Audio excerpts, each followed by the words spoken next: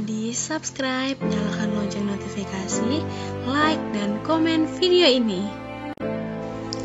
Halo teman-teman, jumpa lagi sama aku Ratna.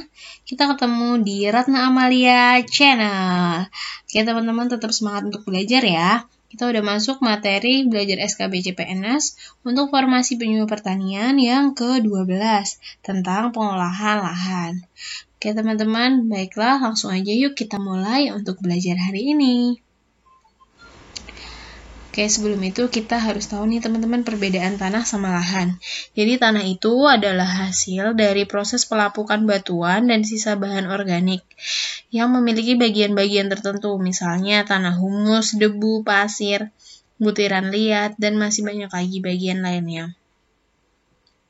Nah, tanah ini adalah lapisan permukaan bumi yang secara fisik berfungsi sebagai tempat tumbuh dan berkembangnya perakaran, penopang tegak tumbuhnya tanaman, dan menyuplai kebutuhan air, udara, serta penyedia hara bagi tanaman.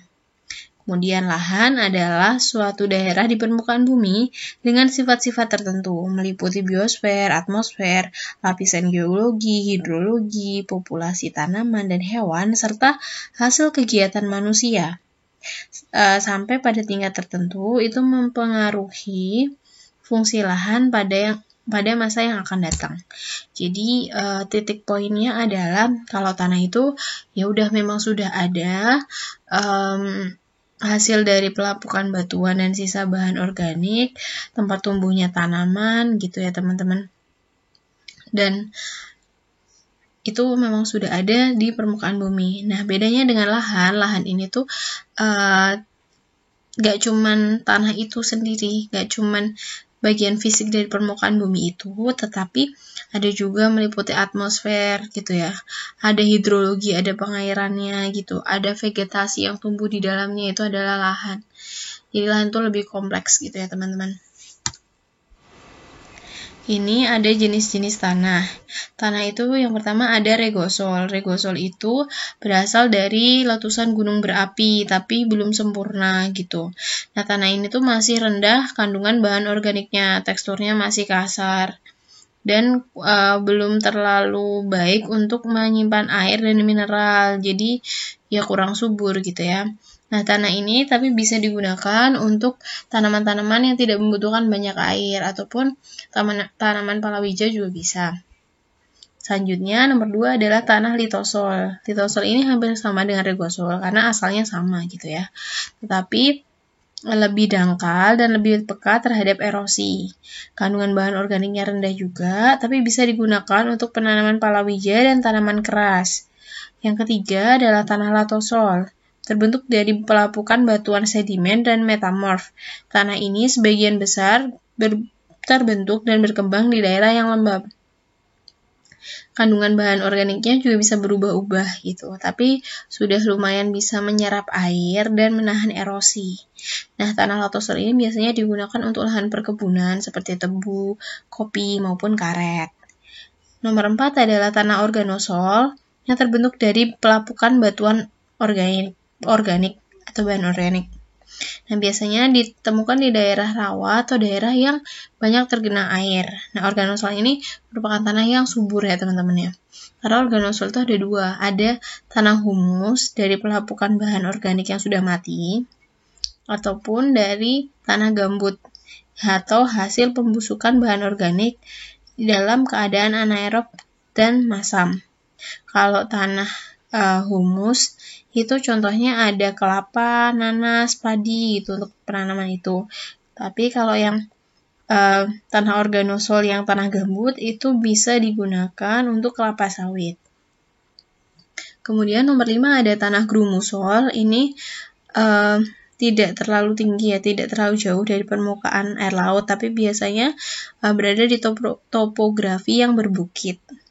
Tanah ini sangat lekat ketika basah dan menjadi pecah ketika kering. Tuh, tapi cukup mampu menyimpan air dan unsur hara yang dibutuhkan untuk tanaman. Biasanya tanah grumusol ini cocok untuk rumput-rumputan ataupun jati. Selanjutnya yang terakhir, nomor 6 adalah tanah aluvial, yaitu berasal dari material halus yang diendapkan di aliran sungai. Jadi kesuburannya itu tergantung dari material apa yang diendapkan di situ. Gitu. Kemudian ciri-cirinya berwarna kelabu dan strukturnya sedikit lepas-lepas. Nah, tanah aluvial ini cocok digunakan untuk tebu, kelapa, ataupun buah-buahan. Ciri-ciri tanah yang subur untuk kegiatan pertanian. Yang pertama adalah kadar unsur hara yang tinggi di dalam tanah, yaitu adanya bahan organik di dalam tanah seperti itu. Selanjutnya ada lapisan humus yang tebal. Yang selanjutnya lagi ada kadar pH netral atau sekitar 6,5 sampai 7,5. Kemudian tanah bertekstur tepung, mengandung unsur-unsur mineral. Kemudian semakin banyak dan beragamnya jenis tanaman yang dapat tumbuh di lahan tersebut. Selanjutnya adalah pengolahan tanah, merupakan salah satu cara untuk memperbaiki struktur tanah. Menggunakan alat kayak bajak, cangkul, garu yang ditarik dengan hewan, ataupun mesin pertanian seperti traktor. Sehingga apa? Sehingga tanah itu jadi gembur. Aerasi dan drainasenya akan menjadi baik. Kemudian melalui proses ini, kerak tanah itu akan teraduk sehingga udara maupun cahaya matahari itu bisa masuk ke dalam tanah dan tanah itu jadi subur.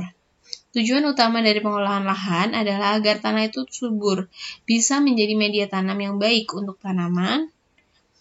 Kemudian tanaman itu nantinya bisa berproduksi, bisa tumbuh dengan baik. Seperti itu. Ini tentang pengolahan tanah. Jadi pengolahan tanah itu ada 3. Yang pertama adalah no tillage atau tanpa olah tanah. Singkatannya TOT. Nah, pengolahan tanah tanpa olah tanah ini ya istilahnya dibiarkan aja gitu ya. Tanahnya nggak usah diapa-apain, langsung ditanemin aja. Jadi cuman melubangi bagian yang mau ditanamin oleh bibit tanaman gitu. Tapi ya paling cuma dibersihkan gitu, diambil sisa tanaman ataupun gulma yang sedikit mengganggu gitu. Kemudian nanti tanaman-tanaman yang kotor-kotor itu juga kadang cuma dibiarkan biar jadi mulsa untuk penutup lahannya gitu. Jadi ya untuk yang tanpa olah tanah ini ya tanahnya ya udah gitu aja ditanemin gitu. Kemudian yang selanjutnya ada minimum tillage atau olah tanah minimum. Itu merupakan teknik pengolahan tanah dengan frekuensi pengolahannya itu seminimalis mungkin. Ya, atau seperlunya saja. Disesuaikan dengan kebutuhan pertanaman dan kondisi tanah. Dalam sistem pengolahan minimum ini itu nanti yang diolah hanya spot tertentu. Itu yang akan ditanami gitu ya. Kemudian bagian tanah yang tidak diolah itu nantinya diistirahatkan biar dia tetap terjaga struktur dan kesuburan tanahnya. Selanjutnya ada maximum tillage atau olah tanah maksimal. Itu merupakan pengolahan lahan secara maksimal atau secara intensif. Dan ini biasa dilakukan oleh banyak petani gitu ya. Karena maximum tillage ini biasanya membabat habis, membersihkan semua tanah itu dengan bersih, semua sisa-sisa tanaman seperti itu. Oke, kemudian membakarnya, membakar gulma sampai perakarannya, pokoknya sampai benar-benar bersih. Tapi efek negatifnya itu struktur tanahnya tuh kadang jadi rusak dan juga nggak hemat biaya dan tenaga juga ya teman-teman. Baik bersifat musiman maupun permanen. Lahan basah biasanya tergenangi oleh air gitu ya teman-teman. Contohnya ada sawah, rawa, hutan mangrove. Jelas ya, lahan basah ya berair gitu ya, tergenang oleh air. Kemudian lahan kering adalah wilayah tanah yang digunakan untuk pertanian dengan air yang terbatas dan mengandalkan curah hujan untuk mempertahankan kesuburannya. Contohnya adalah ladang, tegalan, kebun, pekarangan, kolam, dan tambak. Lahan kering ya lebih kering ya daripada lahan yang basah seperti itu. Lahan basah ini ada 3 ya teman-teman. Yang pertama ada sawah, yang kedua lebak, yang ketiga adalah pasang surut. Sawah didefinisikan sebagai tanah yang digunakan untuk bertanam padi yang digenangi. Baik yang terus-menerus sepanjang tahun digunakan untuk bertanam padi aja maupun yang dia bergiliran dengan tanaman palawija. Nah, sawah ini berdasarkan jenis irigasinya dibedakan menjadi dua, yaitu sawah irigasi dan sawah tada hujan. Bedanya apa? Yang sawah irigasi itu sumber perairannya dari aliran sungai. Kalau yang sawah tada hujan, pengairannya dari air hujan. Selanjutnya adalah lebak. Lebak itu didefinisikan sebagai lahan yang pada periode tertentu minimal 1 bulan itu tergenang air. Umumnya di dataran rendah di sekitar sungai. Terjadinya adanya air itu karena luapan air sungai maupun karena hujan, atau bisa juga dari reklamasi rawa. Jenis tanah yang umumnya dijumpai di lahan rawa lebak ini adalah tanah mineral, memiliki tekstur liat dengan tingkat kesuburan alami hingga sedang ataupun sampai tinggi. pH-nya sekitar 4-5 dan tanahnya gambut yang terbentuk dari bahan organik atau sisa-sisa pepohonan. Selanjutnya ada lahan pasang surut yang merupakan lahan yang terbentuk oleh naik turunnya permukaan air sungai akibat terjadinya pasang surut di muara sungai atau di sekitar pantai. Rata-rata lahan pasang surut hanya dapat ditanami sekali setahun dan selebihnya dibiarkan dalam keadaan bero karena tergenang oleh air. Oke, teman-teman, ini adalah lahan kering. Jadi lahan kering itu kan tadi ada macam-macam ya. Ada ladang. Ladang adalah lahan yang cara pembentukannya melalui penebangan hutan, lalu dibersihkan, baru kemudian langsung ditanami atau diolah tanahnya terlebih dahulu. Yang kedua adalah tegalan. Tegalan adalah lahan kering, permukaannya tidak rata, sulit ditanami tanaman, tidak menggunakan sistem irigasi, tetapi bergantung pada hujan. Selanjutnya, nomor 3 adalah kebun. Kebun merupakan lahan pertanian yang sudah menetap, ditanami tanaman tahunan secara permanen atau tetap, baik sejenis maupun secara campuran. Selanjutnya, yang terakhir adalah pekarangan yang merupakan sebidang lahan untuk usaha tani yang ada di sekitar rumah yang ditanami oleh tanaman dan dipeliharanya ternak. Biasanya dibatasi oleh pagar tanaman hidup ataupun pagar biasa gitu. Selanjutnya adalah tentang pengolahan lahan. Pengolahan lahan adalah suatu proses mengubah sifat tanah dengan menggunakan alat pertanian sedemikian rupa sehingga diperoleh lahan pertanian yang dikehendaki dan sesuai untuk ditanami tanaman pertanian. Tujuan dari pengolahan lahan yang pertama adalah menciptakan kondisi fisik, kimia, biologis yang cocok untuk pertumbuhan tanaman. Selanjutnya adalah membunuh gulma dan menempatkan sisa tanaman di tempat yang sesuai agar dekomposisi bahan organik ke dalam tanah terjadi dengan baik. Selanjutnya adalah menurunkan laju erosi. Selanjutnya adalah mempermudah irigasi. Selanjutnya menyatukan pupuk dengan tanah secara merata. Selanjutnya adalah mempermudah untuk penanaman. Jadi kalau misalnya lahan itu udah diolah kan lahannya jadi lebih subur, cocok buat tempat tumbuhnya bisa optimal gitu ya. Seperti itu teman-teman kurang lebihnya.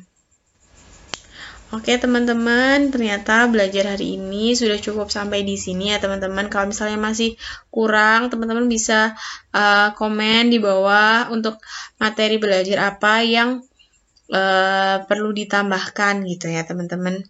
Baik terkait dengan video ini ataupun materi belajar lain yang teman-teman pengen untuk dibahas bersama seperti itu. Terima kasih ya teman-teman udah support channel aku ini. Semoga kita semua bisa lolos jadi ASN di tahun ini. Amin. Dan jangan lupa ya teman-teman untuk like, komen, dan share video ini untuk teman-teman kalian yang juga sedang mempersiapkan SKB CPNS, terutama untuk formasi-formasi di bidang pertanian. Terima kasih dan sampai jumpa di video aku yang berikutnya.